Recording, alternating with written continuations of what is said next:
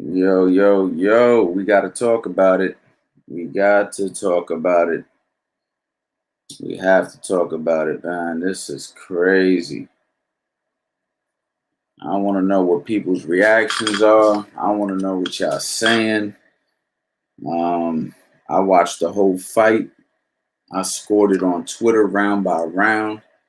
You feel me? We have to talk about this, man. We got to talk about this. Trying to see, man. All I know, I want to hear what you guys have to say. You know what I mean? If you were on my Twitter, if you guys don't know my Twitter is Coach Anthony01. And I'm actually going to start using Coach Anthony01 Twitter to score these fights. I used to just, score them. I'm scoring these fights live now so you can see in real time what I'm thinking. So, people can see that I'm actually scoring the fights, watching the fights round by round. But man, first and foremost, let me go ahead and say salute to both guys. Salute to, Charlo. Charlo fought his ass off. And salute to Castano, Brian Castano, man, because me personally, I thought he edged it off. I thought he won the fight. I gave Castano 7 rounds with 1 round even. I talked about that round 11. That round 11 was amazing.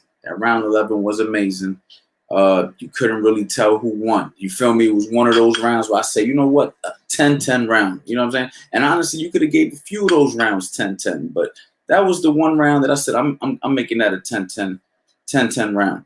But at the end of the day, with the 10-10 round, I had Castano winning the fight. 7 rounds for Castano with 1 round even. So if that round wasn't even, then I'm going to go ahead and say that was an 8-4, 8 rounds to 4 for Castano. I felt he was busier. I felt he landed the more meaningful shots on the ropes. I felt that his defense, other than the times he got hurt, he wasn't getting hit that much. I thought that he did. I thought he won. I thought he won the fight. But that's not taking nothing away from Charlo. I also thought that Charlo, fought his ass off. Castano was no easy fight. He's a hard fight for everybody. Let's see what Charlie Parker got to say. I had it 115, 113. Castano, but a draw isn't a bad result. We need a rematch. Definitely think we need a rematch. I'm still going to be a little bit biased and say, not biased, but I don't think it was a draw. I don't even think it was close enough to be a draw. I thought that Castano clearly won a very good fight, a very close, good fight. You know what I'm saying? That makes sense. My personal opinion. Thought Castano clearly won a tough fight, a good, tough fight. You know what I'm saying? Fly King Steve was good. Crazy indeed. SOT Soldier said Charlo won. Okay, well, we got a Charlo guy in here. How many people felt Charlo won? How many people felt that he legitimately won? Let's take the fan base out of it. Let's take the bias. One thing about me, I'm not biased with these guys. You know what I mean? I'm 100% who I felt won the fight. I don't want this to be a biased team versus team channel. I want this to be real boxing talk. I want this to be straight down the line. If it was my guy in there getting his ass whooped, we say, oh, my guy got his ass whooped. That's how we need to approach this. How many people thought Charlo legitimately won the fight? Drop it in the chat. I'm cool with that. You know what I'm saying? Because I'm not part of no teams. 117, 111 is completely absurd. I thought Castano won 7-5. Well, there you go. You know what I'm saying? There you go. Same thing I had. Castano won the fight, period. It was not a draw. Stop the cap. Okay. Jiggy got it 115, 113. 115, 113 for who, though? Who did you have it for? Chris Aldaco said Castano got robbed. Donut said Charlo doesn't want that rematch. A lot of people not happy with the 117, 111. That 117, 111 is definitely not what it is. What's good, coach? Missed it. Serving overseas. Oh, man, you missed a hell of a fight, bro. Yo, I'm telling you right now, that fight was a throwback classic. I'm so happy I caught that fight, man. I'm so happy I caught that fight. One of my favorite fights of the year, if not my favorite fight of the year. I can't think of a fight right now off the top of my head that I enjoyed more than this fight. But right now, definitely up there. What do y'all feel? Charlo won the championship round, so I think a draw was the right call. But 117, 112 is way off. I mean, he won the championship rounds, but how about all the other rounds? We got to talk about all the other rounds. You know what I'm saying? We can't just talk about the last couple rounds of the fight. I mean, the championship rounds are very important, but honestly, round 11 was a toss-up. Round 12, I thought Charlo picked it off. And round 10, who did I give round 10 to? Who did I give round 10 to? Let me go to my Twitter, because Twitter saves everything. That's why I like. Yo, I need y'all to follow me on Twitter. My Twitter is real, like, weak. Gotta be honest with y'all. My Twitter's real weak. I had a 10-9 Charlo. So I gave Charlo round 10, 10-10 to round 11, and then I gave Charlo round 12. So yeah, Charlo stretched it out toward the end, but you know, I still felt a lot of those rounds you had to give it to Castano. Charlo lost that fight. Rob, not surprised from a PVC fight.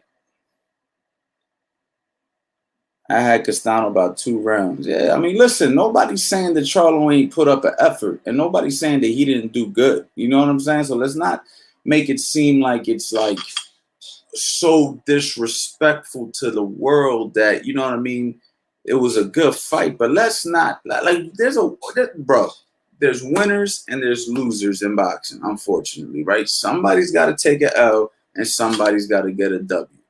Let's just keep it 100 and give the W's to the guys who won. That's it.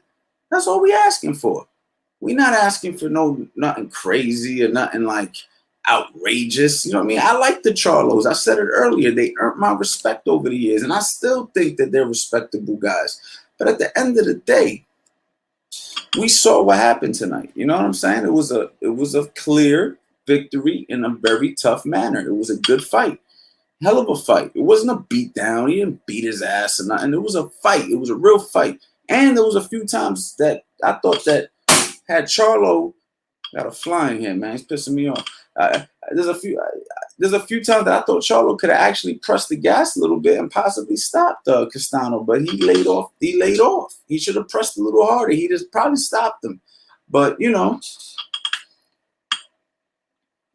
Castano robbed Charlo, got hometown cooking.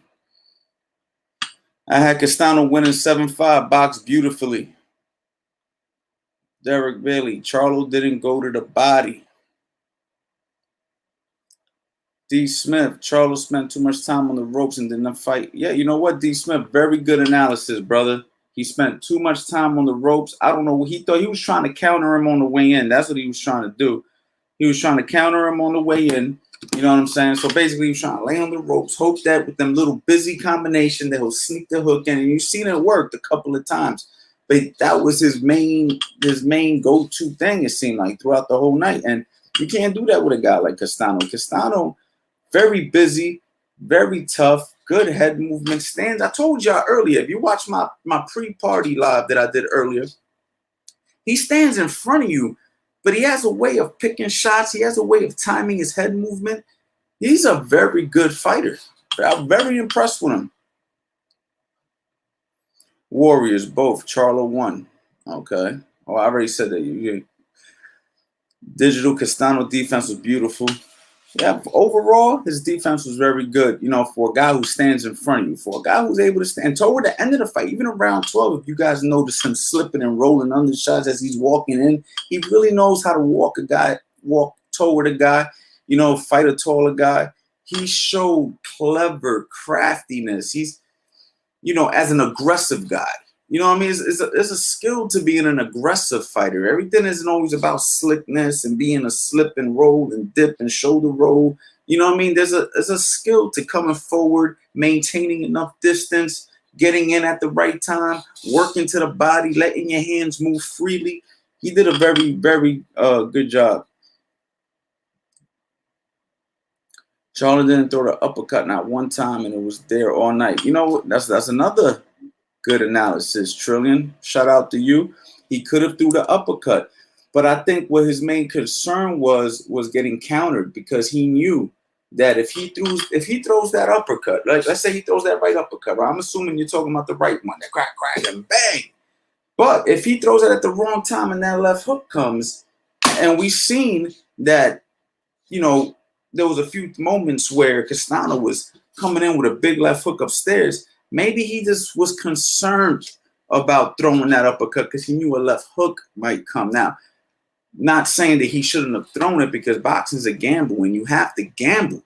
But that could be the reason that he didn't shoot it, because he's seen that left hook. Like Castano was standing right there, left hand very high, looking to catch any right hand coming to the top. You know what I'm saying? And if you noticed, he had a little Archie. Me and Billy Briscoe was talking on the phone, and you seen him pull the Archie out. So I had that uppercut came. He might have caught it right here. You don't know. You know what I'm saying? Because he was going like this at certain moments of the fight. Who peeped the Archie?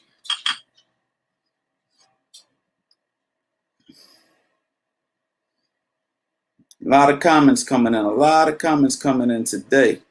This is a very good. You know what? I was impressed with the whole card front to back. Yo, drop a comment if you enjoyed the whole card, like from the beginning to the end. I know I did. The first two guys, I caught it in round 6 because I was doing this party live talking about the pre-fight, and I missed 6 rounds of the first fight, the Jamaican kid and the Argentinian kid. That was a hell of a fight. Then it went on to the Rolly card, where Rolly and his opponent, I was impressed with how the Swedish kid fought. You know, he really fought on 10 days' notice. He took that fight. Okay, he hasn't fought in 2 years. Took that fight on 10 days' notice, and it has no punching power, really, if you base it off of his boxing record.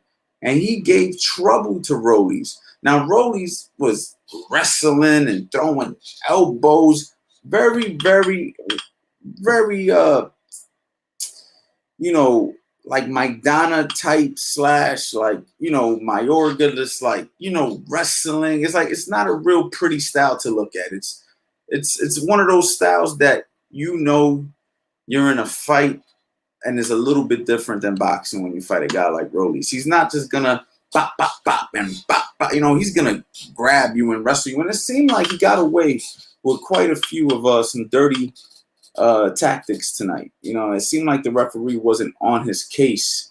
You know what I'm saying? It didn't seem like the referee was on his case the way I think he would have had if he had went to some other commissions. You know what I'm saying? He was fighting a little bit too much roughhouse tactics. There you go, roughhouse tactics. He was using a lot of roughhouse tactics, but he was getting quite carried away with them and getting away with them, and he won. And shout out to Rolly. But, you know, he's going to have to tweak some things. He called out Gervonta Davis. That would be a very weird, interesting fight, to say the least. You know what I'm saying? I think I got his ass. Yeah, see? See, keep playing with me, to say the least. So it was yeah, I like how I killed that fly, right? Caught his ass. He thought he was slick. Yeah, to say the least, man. Interesting fight. And that's that. Hold on.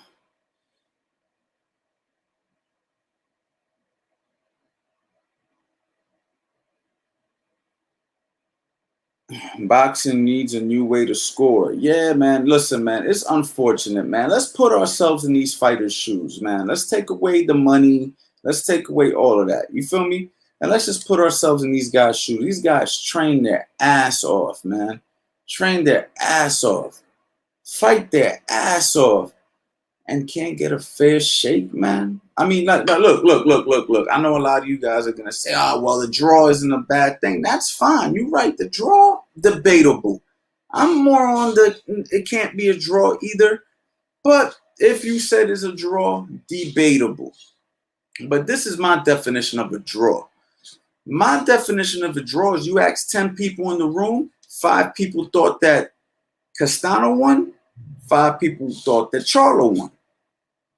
In this situation, 8 people think that Castano won, maybe 9. 1 person thinks it's a draw. You see what I'm saying? It's a little difference here. When you got a draw, there's an even amount of people who think each person won. In this situation, 90% of the people think that Castano, 98.9% of the people think that Castano won, and 1.1% of the people think that is a draw. Nobody's saying that Charlo, actually one person said that Charlo won. But most of the people think that Castano won this fight, clearly, from what I've seen online and what I'm seeing in here right now. And, to me, that's not a draw. You know what I mean? That's more of a, if you want to give it a draw, we'll give it a draw, but we kind of know you got your ass beat situation. You feel what I'm saying? And that's just the facts. You know what I mean? So I feel bad for a guy who trained his ass off, fought his ass off. You know what I'm saying? And doesn't just get the fight. Just give him the win. He won, period. Just give him the win. And that's not just to talk about this fight. Let's talk about all of boxing. Why can't we just get a fair, it baffles me. It baffles me, man. Like, come on, man. You want people to engage in the sport, but then you guys, this type of stuff happens. Enough's enough, man. Like, we're in 2021, about to be in 2022, man. How many more years are we going to sit here and already know who's going to win the decision before the fight starts? I guarantee you that most of you guys watching the fight said to yourself, yo, if this go to decision, we know who's going to win. I know I said it. I know the people I talked to on the phone said it, who are some of the most prestigious people in boxing. You feel me? So since I already know what people are saying before the fight, you feel me? That's what it is. That's what it is. You feel me? We already know what's going to happen. And that's a shame. You feel me? That's a shame. That wasn't Jamel tonight. Got him. Damn, bro. I thought I got you before. That wasn't Jamel tonight. His effort wasn't there. You know, that's kind of one of those situations where you could say that, right? But if I'm going to be a devil's advocate, what if it's that Castano didn't allow him to be him? You know, a lot of the times we don't give the credit to the fighter that the fighter is fighting. You feel what I'm saying? Like, oh, that wasn't the same guy that normally does. Well, hold on. Well, maybe the fighter that he fought prevented that, changed those things. You see what I'm saying? Let's not ignore that we had a guy in the ring who had a fantastic amateur pedigree, was undefeated as a professional, already proved that he could fight at the elite level by fighting a guy like Larry Lara, who I watched him fight him, and I thought he did exceptionally well with Lara as well. If you want to watch Castano fight Lara, I suggest you check it out on YouTube and study that fight. He did very well in that fight, fought to a draw in that fight, when people might have thought he won that fight as well. Some people thought Lara won, whatever. It was a toss-up. Now, you're fighting a real fighter now. You know, boxing's all about levels. You know what I'm saying? It's all about levels. So when you step up in levels, all of a sudden, when you look like this against most of the guys you're fighting, and now you're fighting a guy on your level, hold up. You don't look as fantastic as you normally look because you're fighting at your level, if not at a higher level. You feel what I'm saying? So my whole thing to say to you is, I'm not saying that there wasn't something off about Charlo, but what I will say is, let's not forget that Castano was on his game. He did what he was supposed to do. Based off that weigh-in that we saw yesterday, Charlo wanted the smoke. He was ready to go. So we really can't make no excuses right now for Jamel. We got to keep it 100 and give Castano his props and Jamel his props for fighting his ass off, because he fought his ass off. He fought his ass off. Salute to Jamel Charlo. I never want people to think I'm being biased. I'm just being honest. But at the end of the day, we got to give Castano his props.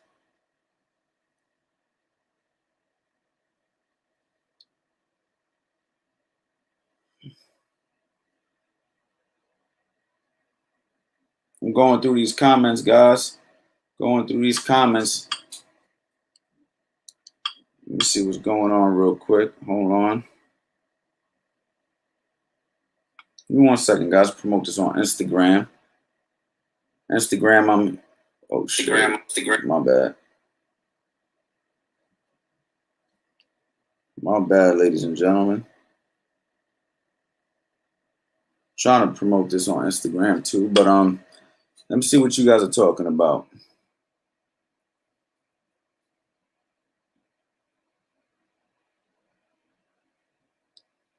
A lot of comments coming in. I'm gonna try to get to you guys. Okay, we got a super chat. Charlo did not control the space well at all, bro. Yeah, I mean, he couldn't. He couldn't control the space. You feel me? He couldn't control the space. He was dealing with pressure.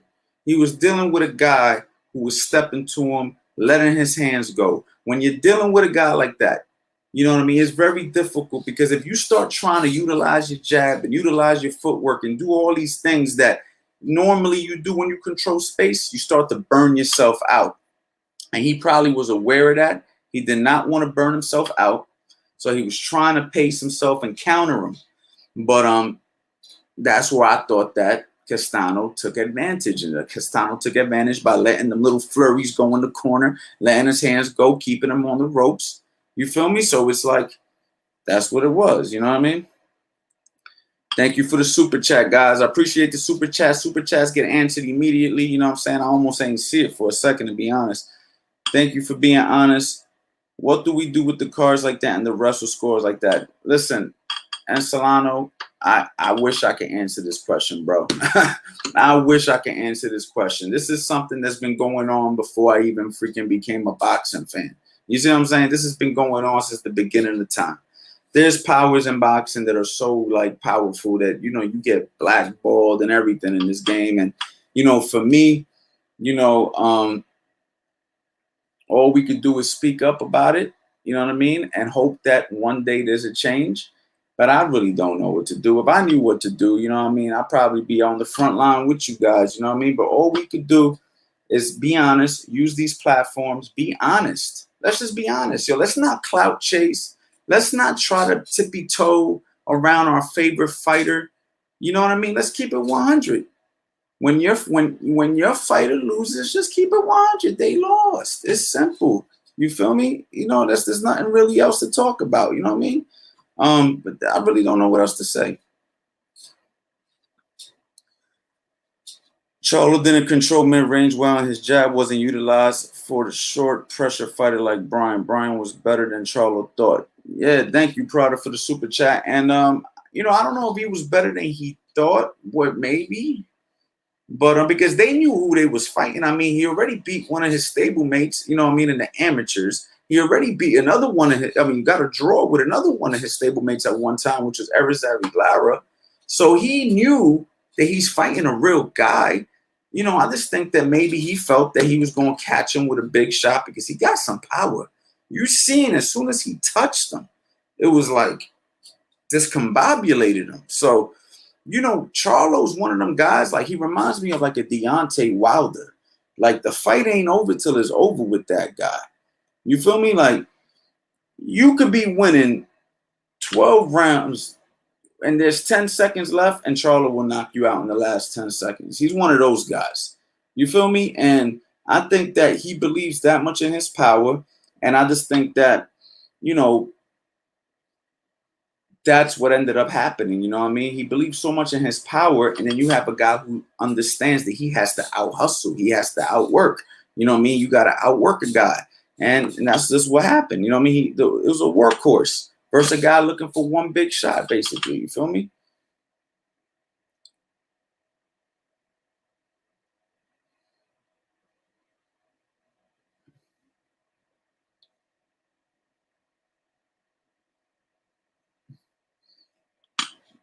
Thank you to my man, No Bad Vibes, best boxing coach, Coach N. Thank you so much for the love, man. I appreciate you guys, man, for hopping in here, talking about this fight. It was a super fun night, super fun boxing match. Thank you for all the super chats, by the way.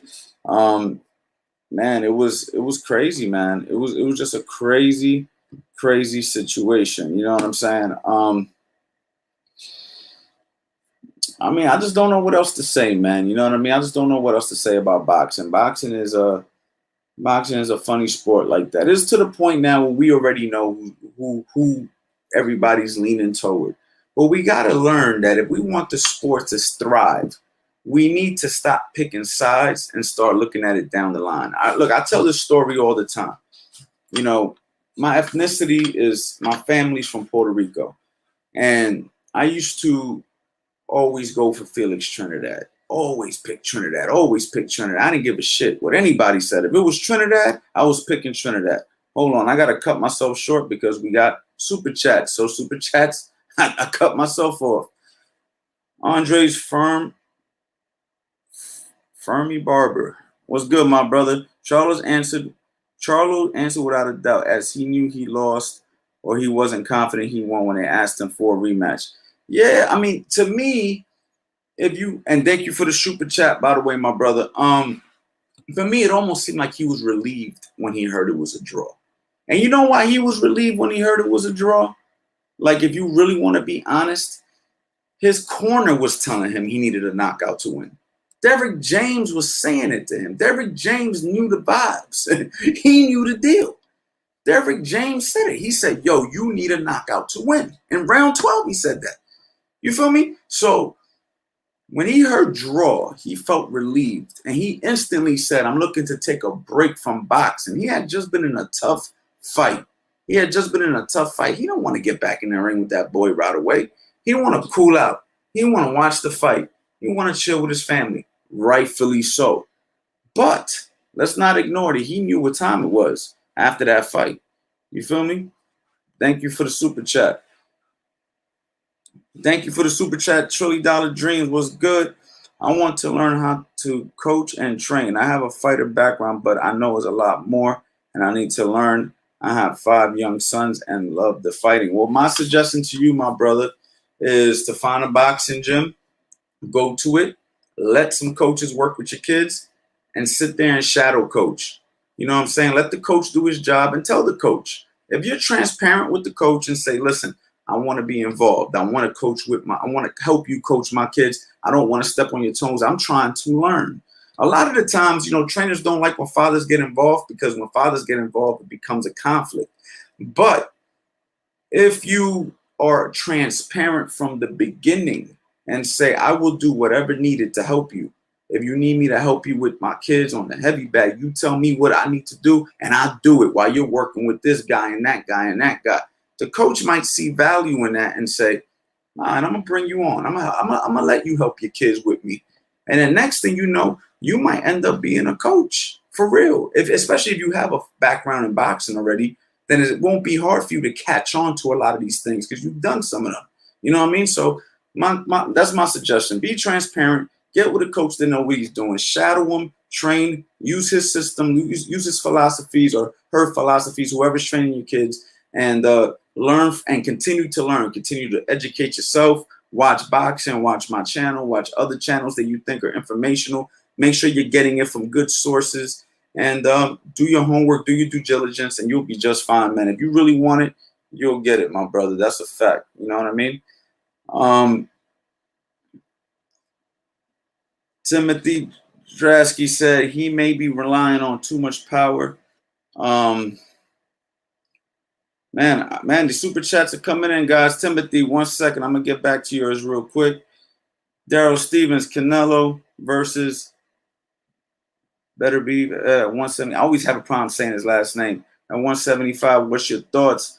I haven't seen enough of my man. I have a problem saying his last name. I don't even want to say it, but I haven't seen enough about him yet, so I really don't know. So I'm not going to answer that till I see it, because I tell you, I don't really like talking about guys that I haven't watched enough of. I might have seen him fight once, twice, or whatever, but never really paid attention to him or studied him. So I'm gonna study him now. You know what I mean? And maybe we could talk about that one. You know what I mean? In the near future. But right now, Canelo is on top of his game, and whoever he fights is going to have to be on top of their game without a doubt. You know what I mean? Yeah. All right, my bad, guys. I'm a little bit all over the place right now. Trying to see what's going on right here. If I missed anybody, man, let me know. Um,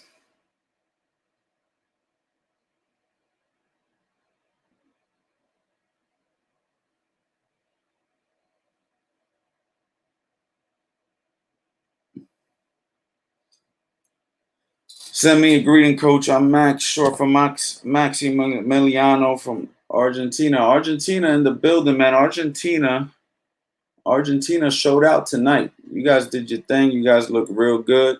You did your thing, man. Big shout out to Argentina. My man says saw the draws coming, though. Of course, you know what I mean. A lot of people did. A lot of people saw the draws coming because that's the only way you really get out of a situation like that. You feel me? That's the way you get out of the situation in the clear. Oh, it's a draw. You feel me? That's that to me. That's what that is. You know what I mean? Tupac Pacquiao said, "Fuck all that, Poppy won that fight."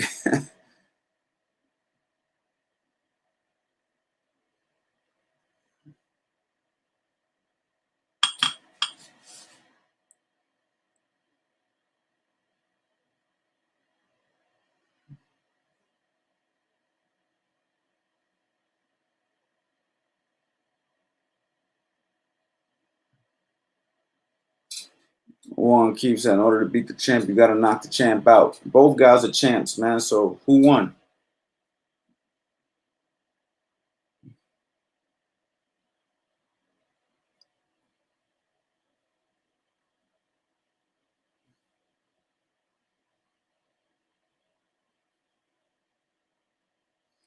Yeah, man. Listen, guys. From now on, I'm going to be scoring these fights on Twitter. So Twitter is definitely going to be where I score the fights. So, guys, if you don't follow me on Twitter, check me out on Twitter, Coach Anthony01. I'm on Twitter.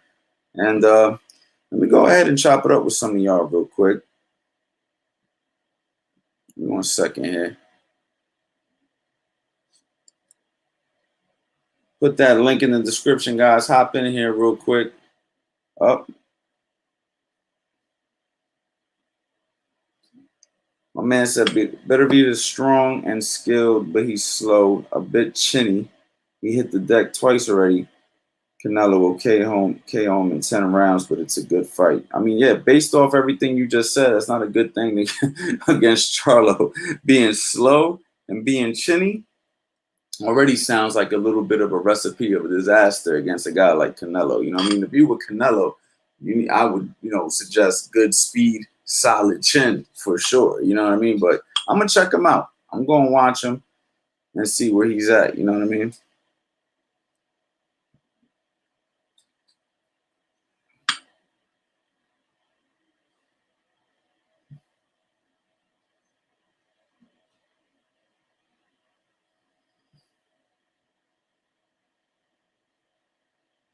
A lot of comments. I know I missed a lot of comments, guys.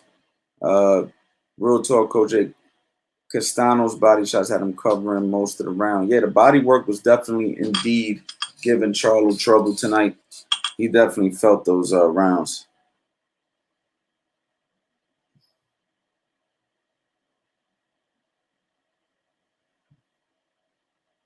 Charlo never fought at this type of consistent pressure. Yeah, man. Definitely. I can't think of a fight.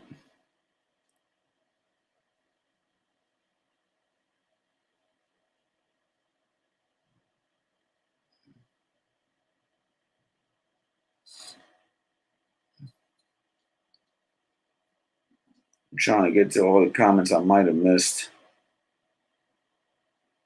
What y'all thought about that Rollies fight, man?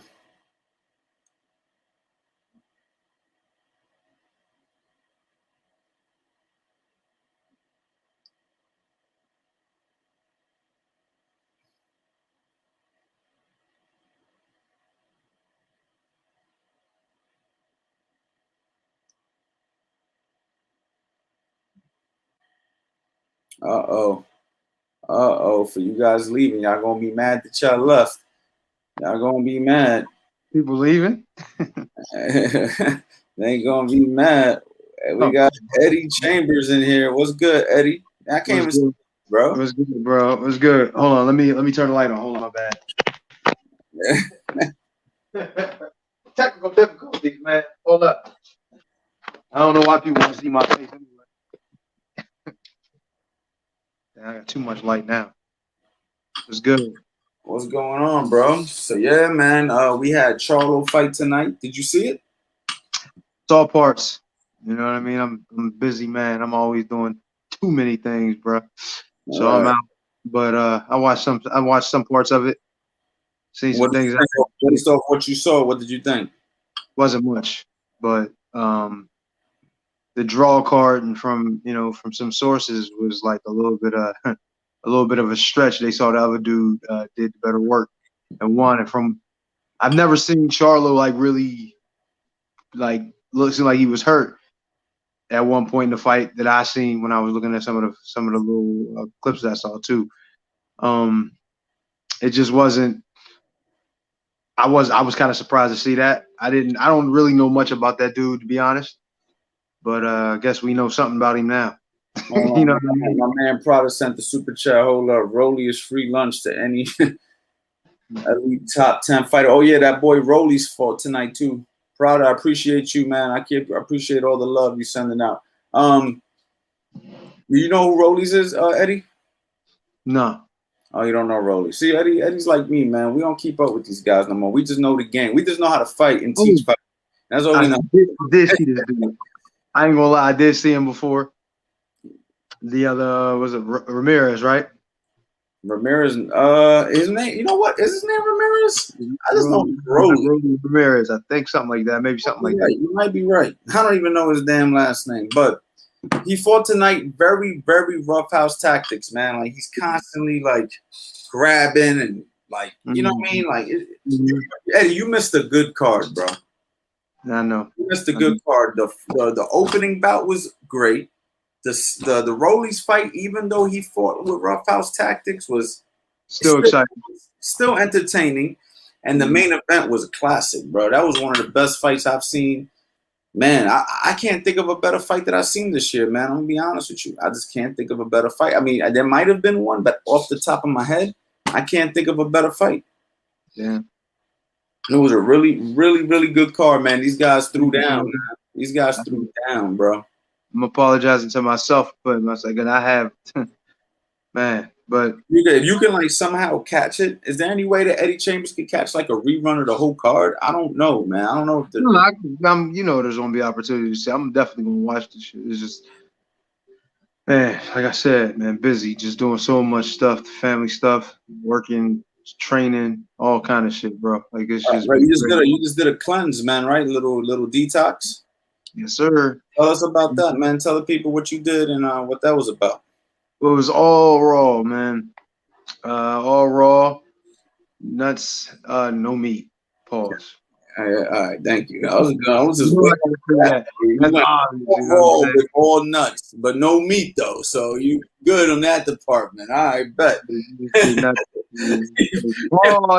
You are wilding right now. All right, go ahead.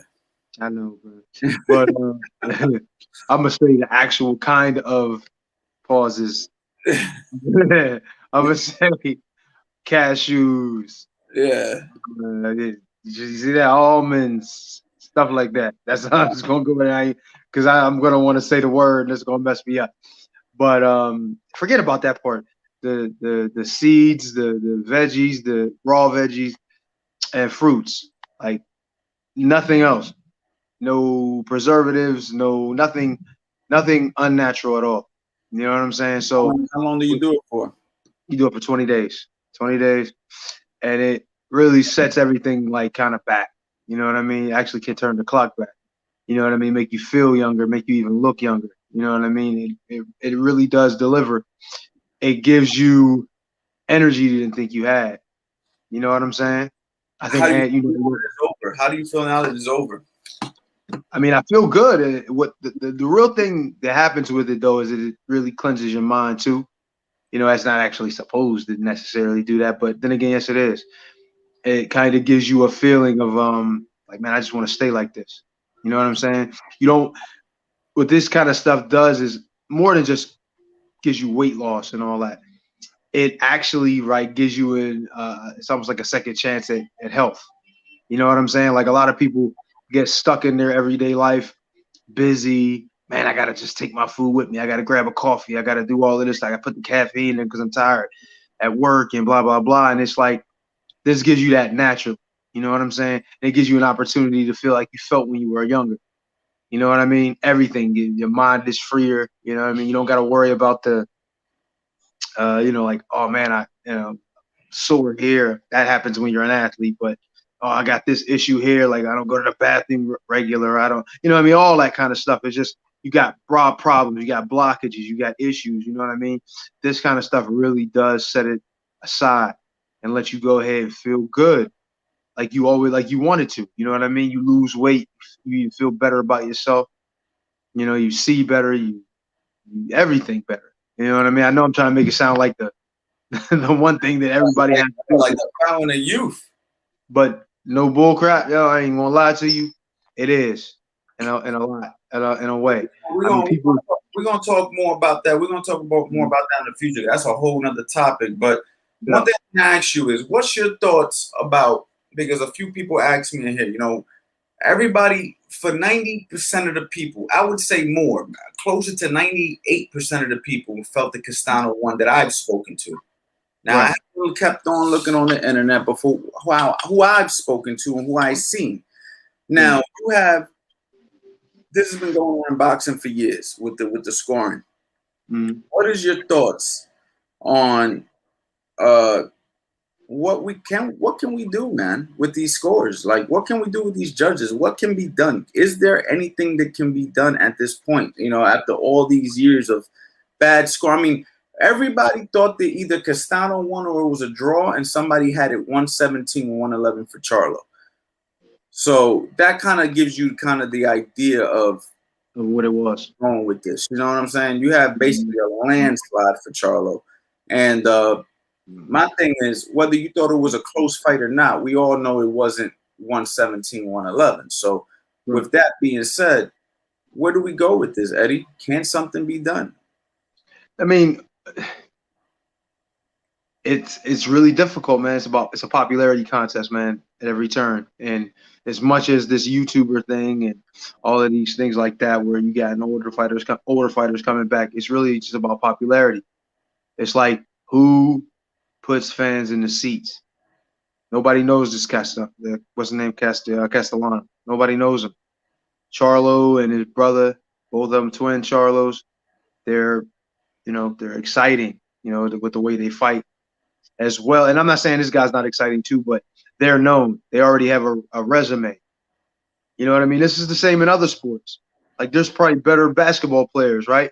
Than some of the ones you see in the league, but they don't have enough of a resume. They don't have enough of a story. You know what I'm saying? You look at these YouTubers in boxing, man. You look at guys like me who put their whole life into it, and I ain't disrespecting them. I'm like, yo, let them do what they do. Let them make that money. That's great. But I've been doing this my entire life, man. For a while, there was times I couldn't find good fights. Couldn't get more than $50,000 in a payday. You know what I'm saying? And it's like it's all about the popularity. It's all about who can bring people to watch it. You understand what I'm saying? Who's gonna get pay-per-view soon? So what's your suggestion then? Like, you know, like do like I'm in. Man, I don't know what to say because it's like, I understand the business and I Yeah, understand that, but yeah, we're not going to be at least honest about the sports part of it. right. That's the thing. They're not. Yeah, I could understand fights being made. Mm-hmm. I could understand fights being made like the YouTube fights. I'm cool with that. Yeah, me too. I'm good with it too. I don't have a problem with the YouTube thing because as long as it doesn't interfere with what I'm doing, we're good, right? Like if I was a professional fighter, Yeah. as long as it doesn't interfere with my career, do your thing. If you have a bigger platform, if you got more of a fan base or whatever, do your thing. By all means, get your paper. But even if I'm fighting you, if I'm fighting a guy who has a bigger name than I have, Right. and you make more money than me, that's fine. You got the bigger name, you got the popularity, you bring more, you fill the seats. Right. Cool. But if I beat you, raise my hand at the end of the damn fight. That's all I ask. This is the thing. I let you get more money than me. I let you get more fame than me. I didn't complain about nothing, but I beat you, bro. Give me my W. That's all I'm saying. And you deserve every bit of it. Yeah, just give me my W. And I'm gonna tell you like this: if you fought me and got the and if you fought me, you would get the W if you did deserve it. It's not guys like me who are somewhat kind of have been famous at times. It's the ones who are like undeniably famous that you're not gonna get the W with. Understand what I'm saying? I felt like I beat Tomas Adamek. We all did. Right. We all did. Not just you. We all did. And I'm not saying that because you're not. No. I'm telling you that because you clearly won that fight with right. your arm. Right. Now check this out. Let's fast forward that time back to 2013 when I fought South African kid Tabizo Machuna, right? He got the decision. He won the fight. Legitimately, I felt, right? Even though I was in it and I felt like it was a sleeper, but he won the fight. If you had to give it to somebody, you had to give it to him. He won it. Close or not. He won it. I don't think it was close necessarily because I don't think it's gonna get a foothold. Right. But he won a decision. How come I didn't get like a little nod in that one? Why? Why did Tomas get the nod over me in a similar kind of situation? I didn't get the nod over that kid who was not even known over here. You understand what I'm saying?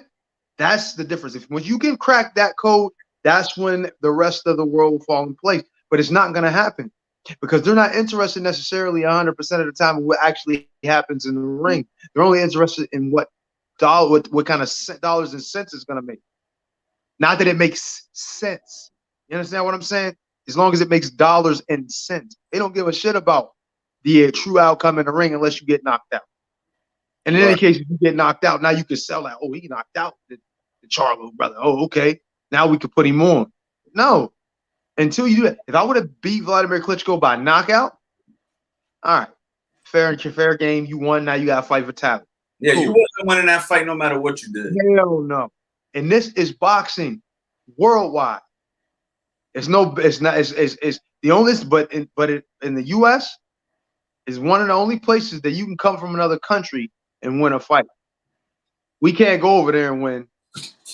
Right. But they can come here and win. But like I said, it's the story. It's the selling point.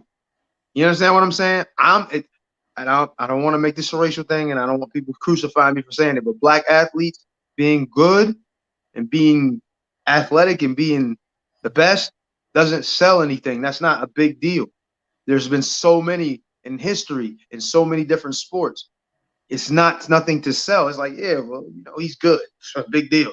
There's a million other great black athletes that we've seen in history. What is different about him? But you get a white guy, no disrespect. You get a Spanish, like, well, I ain't saying Spanish. I'm sorry, my fault. There's a lot of Spanish ones too. So it's like you can't even say that. Or you get somebody who's different, who has a story. Maybe somebody come from another sport. You understand? That's you. They're looking for the tonight a black fighter got the gift against the Spanish fighter. but you know why?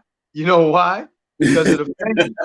You know what? It's like now it's like that doesn't matter anymore. Remember back in the day, it was like, oh, if a white fighter fights a black fighter, decisions, who's getting a decision. That doesn't happen anymore. It's all about bread now. Nobody cares about that. Nobody cares about actual ethnicity no more. That's why I said it's too common. Like you're seeing a great black athlete, it's too common. You know what I mean? They want something different. Charlo just has the fame.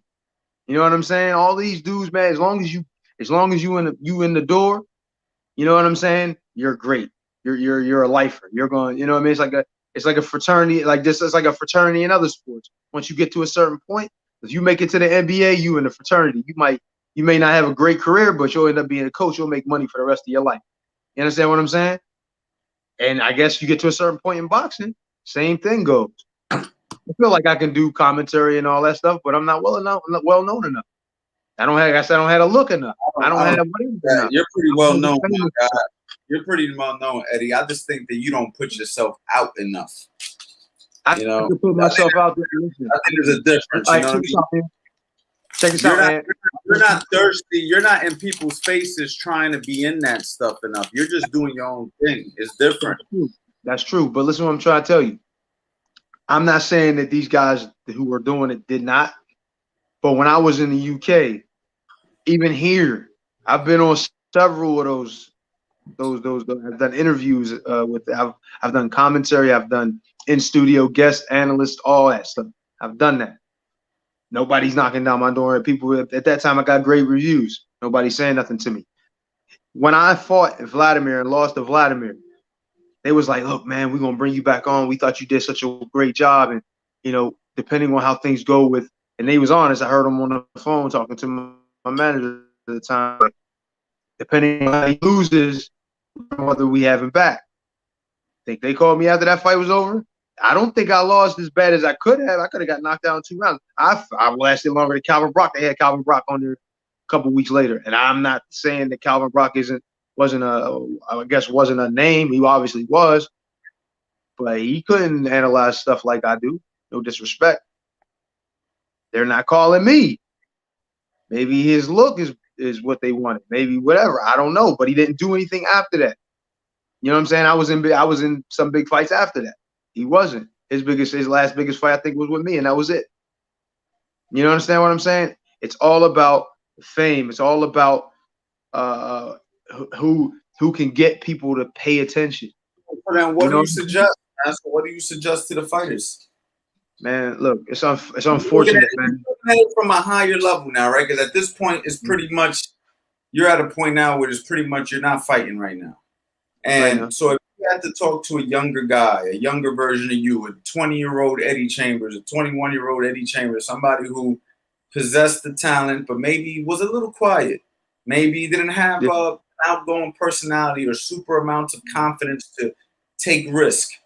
What do you tell this guy if he says, I want to be financially successful in boxing along with being a good fighter, not just being a good fighter? Because like for you, Eddie, you're a fantastic fighter, but I think that financially you never reached what you could have made, right? You made money, you made millions. I mean, not get it fucked up. You made millions, but you could have made more millions. You know what I'm saying?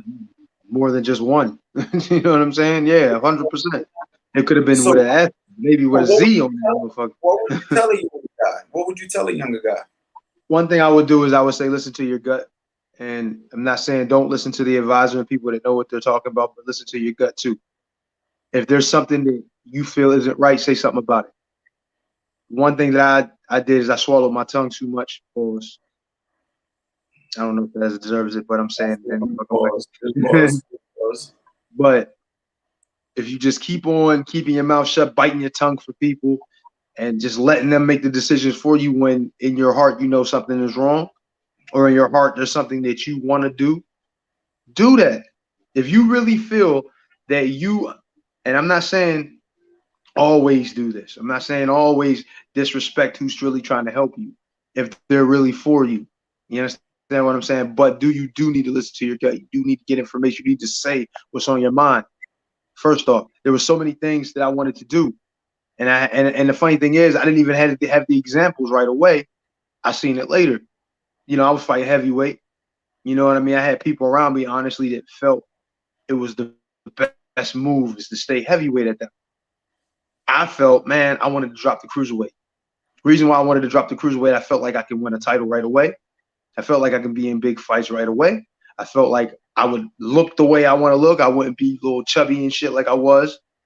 I felt like everything. I felt like if I get that title, I'm going to get respect.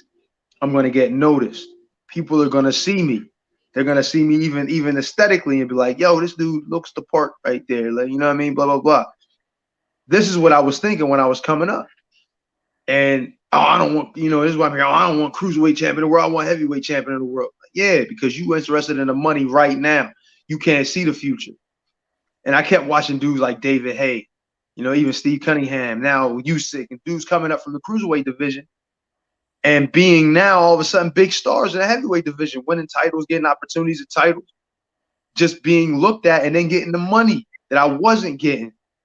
I'm like, man, F these motherfuckers, these dudes don't know what the hell I'm like, I'm not even a boxing like aficionado when it comes to the business aspect at that time, but the decisions I was making in my mind was a better financially, better everything. Just everything, in every way better than what the hell they was playing. Look what happened. Look what happened to my career. What would happen if I unified the cruiserweight division, then moved up to heavyweight? I'm in the top 10 right away.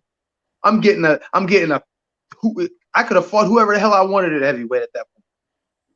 You know what I'm saying? And instead, I said, okay, well, these guys know the sport. I guess this is what they trying to do. They trying to put money in their pockets. This is what they're doing.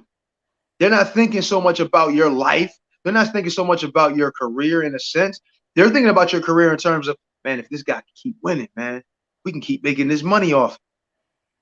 That's how it goes. Whether they're for you or not, they're still thinking, man, how am I gonna live my life after this? I gotta make a shit. Yeah, he's the fighter, but fighters are stupid anyway. They're gonna do what they're told. They're gonna make sure they put money in my pocket, and I'm just gonna go ahead and do it. You know what I'm saying? And that was the mentality surrounding boxing. But see, the dudes that are taking all the punishment, putting it all on the line, are not the ones that are getting the paper like they should, unless they control everything. And they speak the hell up like Floyd is doing, like De La Hoya and these guys were doing. I just wish I would have took the example a little better. But now look. Eric Brewer with the SOS Cuba. SOS Cuba, man. Cuba going through it right now. I put a post up, Eddie, earlier today on my Instagram about Cuba, and I had to actually take it down because of the comments, man. And I don't like to post negativity on my page. I don't like to antagonize negativity. I'm all about positivity. You know what I'm saying? And basically, I was getting all types of like unbelievable comments because I basically said it'd be nice if the United States could help Cuba, but then all the history experts started coming in and they started going after me. Yo, it was unbelievable. So I let it stay for like a couple of hours, and then it was getting heated between people, and people started threatening each other and everything. I was just like, delete. You know what I mean? I'm gonna shut it down. But my heart goes out to everybody in Cuba. You know what I mean? Right now, man, they're going through a horrific, tough time. And just all I can say is, my prayers go out to them people, man. You know what I'm saying? Yeah. We got somebody else saying Charlo got beat by points. But yeah, man, my thing is, I think that if young fighters have to learn to market themselves. 100%. I think that unfortunately, boxers come into the game with the mentality that all I have to do is fight. That's almost like a business owner, right? Coming into a business and saying, all I need to do is show up.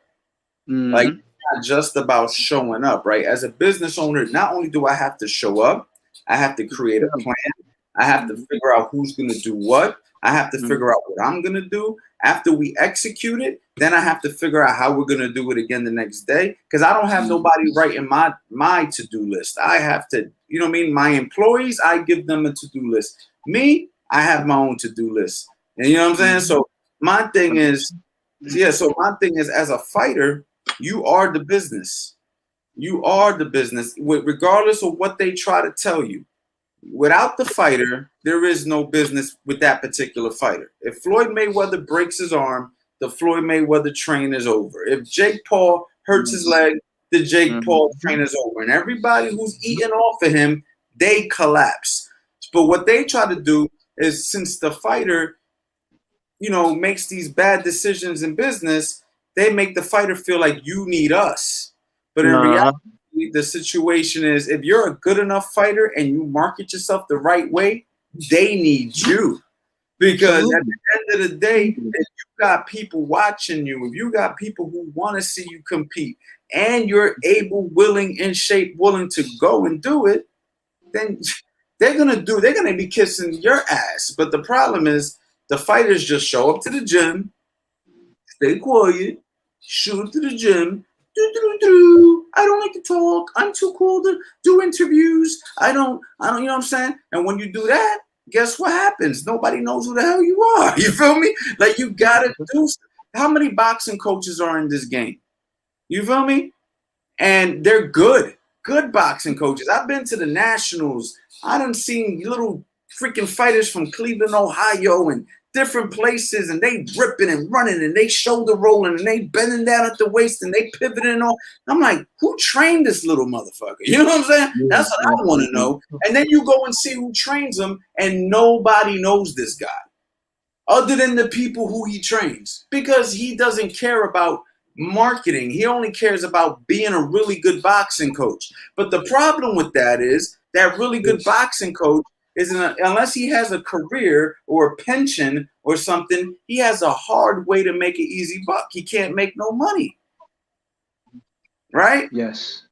So in Yep. order for And you to make money as that's a my boxing in order for you to make money as a boxing trainer, you need to market yourself, whether that be through YouTube, whether that be through word of mouth, whether that be through letting people know I'm training people, whether that be like a Freddie Roach who works with high-level fighters and then fighters start to flock to him. You know, one way or the other, you have to market yourself or else you will be broke. And that goes for trainers, fighters, or anybody in general, to be honest. it's a business just like anything else. And I think the people that understand it's a business are the ones that go the furthest and make the most money and make a good living that you can retire from boxing off and never have to work again. The other ones that just become specialists and all they do is they know the ring. You get to end up being like guys like me. Now, I'm not saying that to be like me is bad. I was a specialist to the point where I was like, man, I'm keeping my head. I'm not letting these motherfuckers hit me. And I'm going to, I'm gonna learn certain aspects of boxing. I'm gonna be able to teach people this sport too. Now, now there's a lot of people who leave the ring and go right to the corner. A lot of these dudes though struggle with, especially elite ones, struggle with the communication process because they took a lot of punishment in the ring. The ones that don't understand what you're saying, Ant, you got to find a way to market yourself. You look at a lot of guys like you said, Freddie Roach, even though Freddie Roach is, dealing with Parkinson's and all that. You see other ones like I'm trying to think some of the other ones that are out there right now, but there's a lot that are actually out there marketing themselves really well. You know what I'm saying? I mean, I don't say a lot. I would say a decent amount. And then you look at guys like you, Ant, who never really. Well, now you have. Your resume is starting to shine a bit. More than a bit. You're starting to shine a lot more now.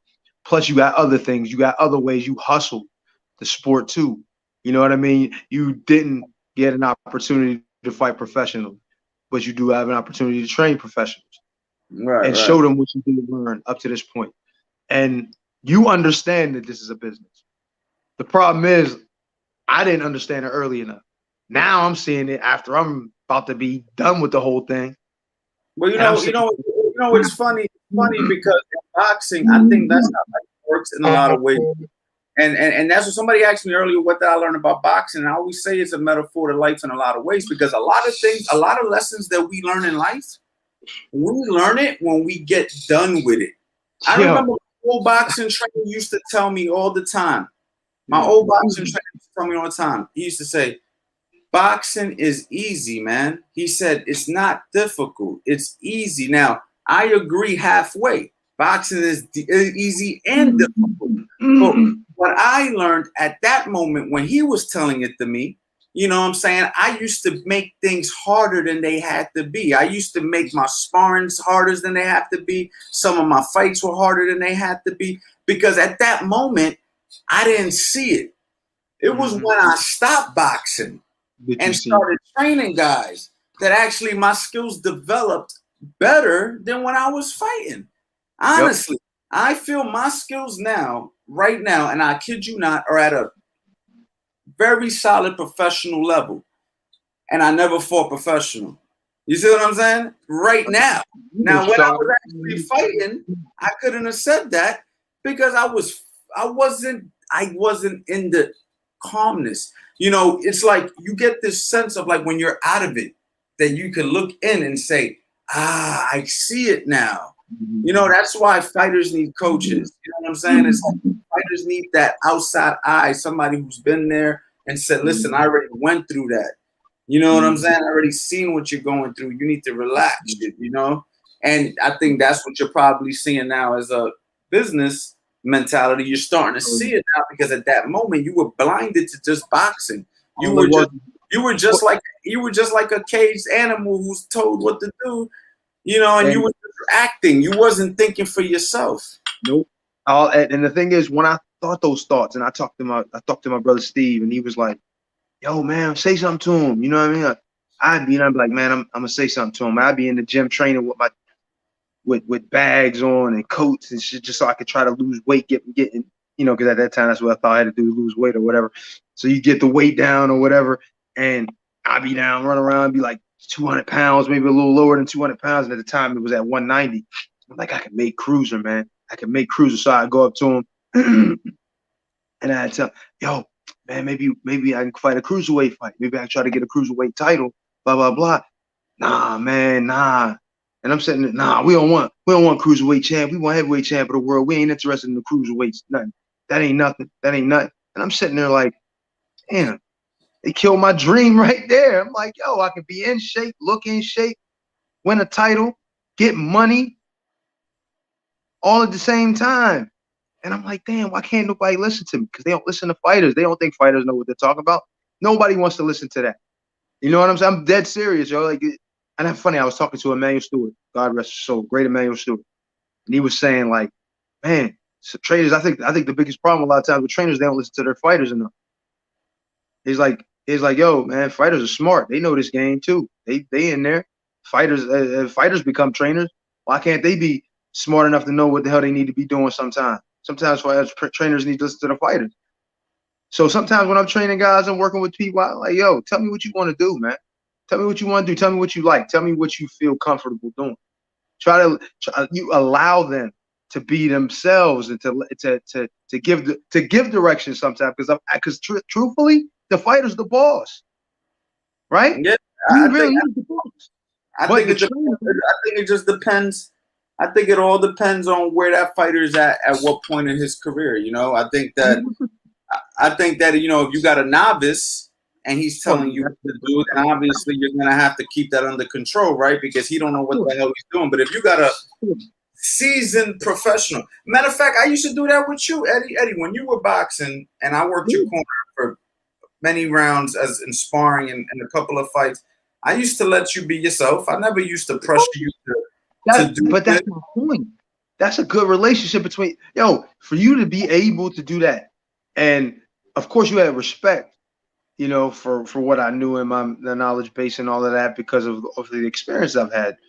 But I felt a lot of times like, I want you to tell me what to do, man. I put you in that position because I knew you had enough experience and enough knowledge and enough hunger to give me what I needed to get past those obstacles I had in front of me. Right. Whether the Washington thing was positive or not, it had nothing to do with you and what you were doing in the ring.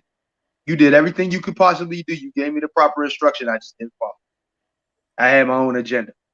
And that's a lot of times what trainers struggle with. That's why it's important sometimes to listen to the fighter.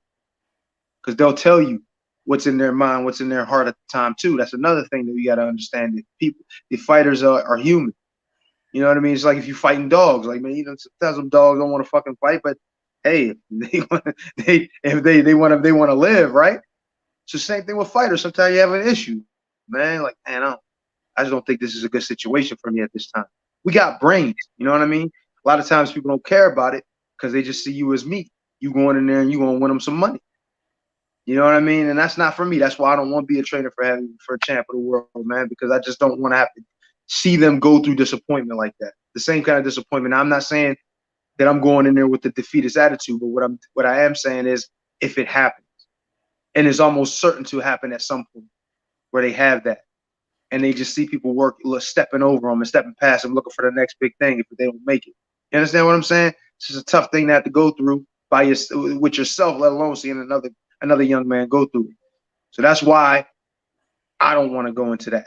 I feel like I had the knowledge to, I would trust you with my son, to train my son if I had one right now. You know what I mean? Because I don't want to get involved in it. And I think you the kind of dude that will get him to where he needs to go. I would be around, but I would trust you to take care of that business. I just don't want. I just don't want that pressure, man. It's just tough. It's just too tough for me. I ain't gonna lie. Yeah, boxing. Huh? That's just to see somebody I care about go through it is just rough for me. I just don't want to do it. But go ahead. You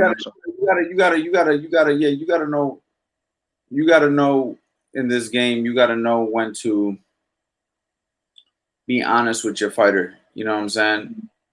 You need to know when to be honest with your fighter. And if your fighter's getting taken advantage of, or if your fighter doesn't have the goods, or if your fighter, if it looks like his career is going in the direction that it shouldn't go, you have to be smart. That's why it's so important for you to develop a fighter from a young age and be honest with them, you know what I'm saying, at some point, and let them know, like, look, man, if things look, when we get older, if one day, you know, when you're older, like I'm talking about, you have these conversations with them from when they're children.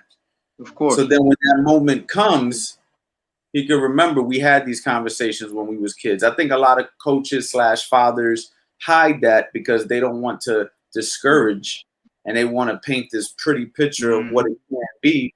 But at the same time, there has to be some kind of a communication with your younger guy. Like, listen, you're going to go to school. You're going to do this. Boxing's not guaranteed. We're going to go for it. But if this doesn't work, we got this. So at least they understand that life is bigger than just fighting. You know what I mean? A lot of people put all their eggs into boxing, and it's like, hold on, man. Like, we have to understand, like, there's other areas, other avenues we can go. We don't have to only think about boxing. So if you have a kid groomed like that, if he's smart and groomed like that, it could maybe work for him. You know what I'm saying?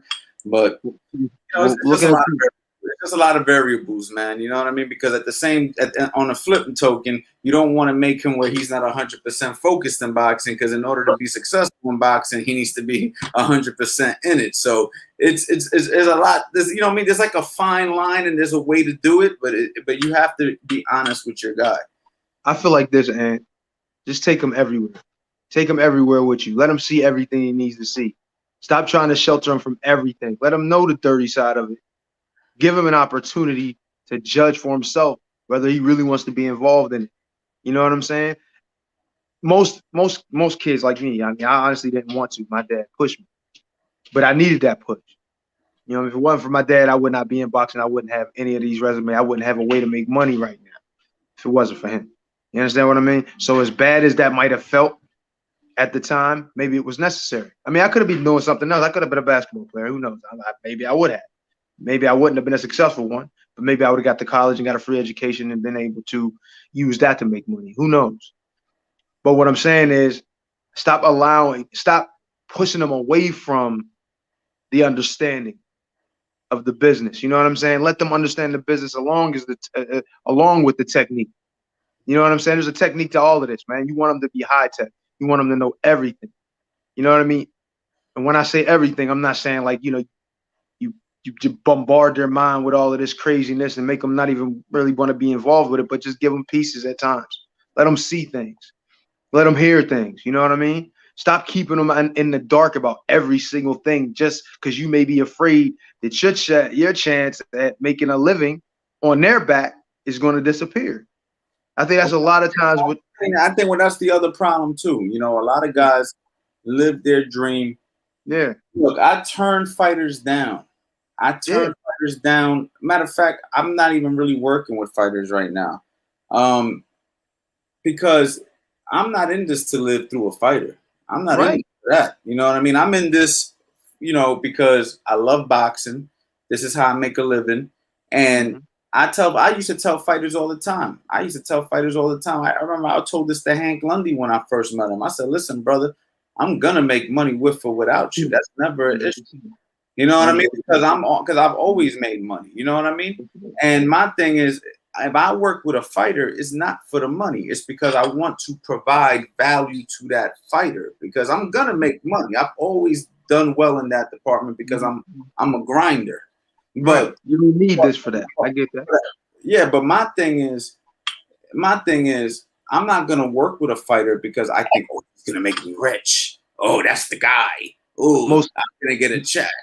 Man, let me tell you, that, bro. If I'm not in it to win it, I'm not in it. And since right now I don't feel like I'm not in the mental state or in the position that I want to invest 100% solely on a fighter, that's the reason you guys don't see me training a lot of fighters right now.